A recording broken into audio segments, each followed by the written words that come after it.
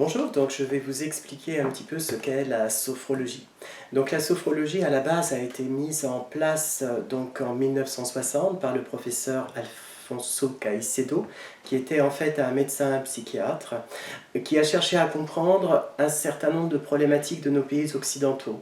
Pour ce faire, il est allé donc en Asie, il est allé essayer de comprendre les méthodes et essayer de voir s'il était possible de pouvoir la rapprocher de l'état d'esprit occidental, ce qui est normal puisque tout le monde sait qu'en Occident, la relation au corps est vraiment extrêmement complexe. On a tendance à diviser le corps et l'esprit, à scinder les deux choses et en fait à perdre le lien qui est extrêmement important avec son corps. Vous me direz pourquoi? Tout simplement parce que la sophrologie notamment, donc, qui a été mise en place, va permettre de retrouver ce lien, va nous permettre de mieux comprendre notre corps car tout le travail est axé et centré sur son propre corps, sa propre histoire intérieure et en même temps son esprit. Donc on ne va pas diviser ces deux entités, au contraire, on va tenter de les rassembler, de les relier entre elles.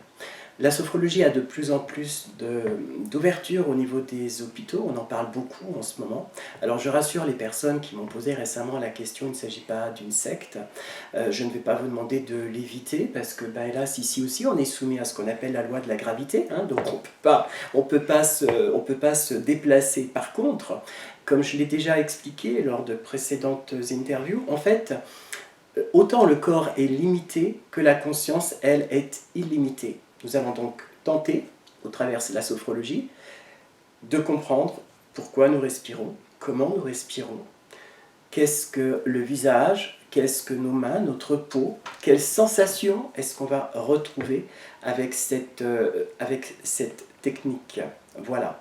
Donc, le travail que nous allons faire est un travail qui va déjà donc passer par votre approbation, un travail qui va vous permettre aussi de descendre à l'intérieur de vous-même et d'entendre le corps et de pouvoir arriver peut-être à comprendre certains cheminements, les plus connus étant ce qu'on appelle les problèmes psychosomatiques, donc qui expliquent vraiment psycho, donc psychisme, et soma, donc douleur. Voilà, donc on va essayer d'arriver à travailler sur cette réunion pour entendre les messages du corps, comprendre par exemple pourquoi est-ce que nous n'arrivons pas à dormir, pourquoi est-ce que par moment on peut avoir des angoisses, pourquoi est-ce que nous avons des fois des douleurs sans que pour autant aucun examen médical ait trouvé quoi que ce soit.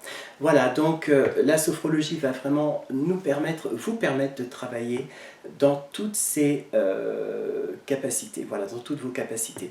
Voilà, donc j'espère que j'aurai l'occasion de vous voir très bientôt. N'hésitez pas en tout cas. Merci, au revoir.